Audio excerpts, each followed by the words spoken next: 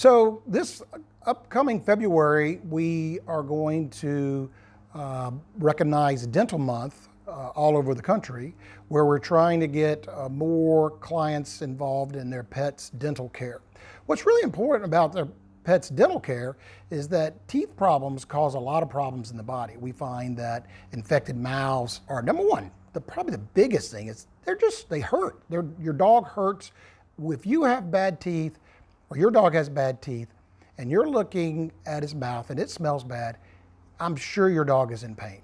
So what we'd like to do is get in there and look at his teeth, get a schedule of cleaning, extractions, whatever is necessary to get that dog and cat in a better shape.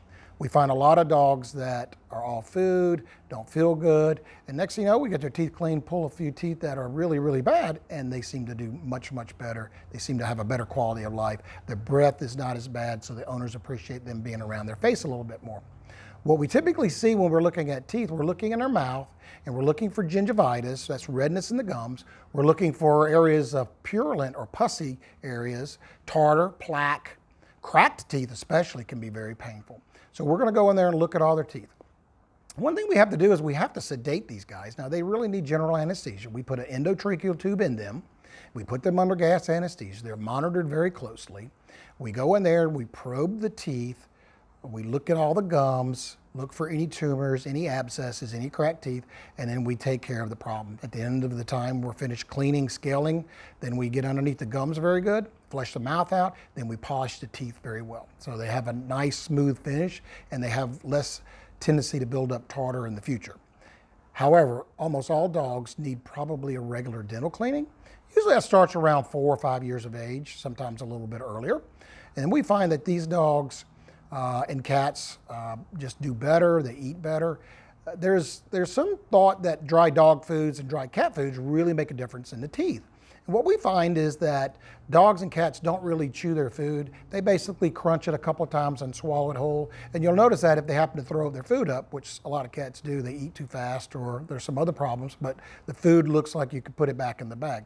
So at that point in time, when you have a dog that's just very chopping their food up, they're probably not going to clean their teeth by eating dry dog food. There is a product called TD, it's a tooth diet, and it's actually made for that. It's formulated to, as the tooth breaks the biscuit, that it actually scrapes the teeth, and it actually does a pretty good job for that too. We use them a lot in the office as treats, and so you might want to pick some up for your dog as well. But regular brushing is important.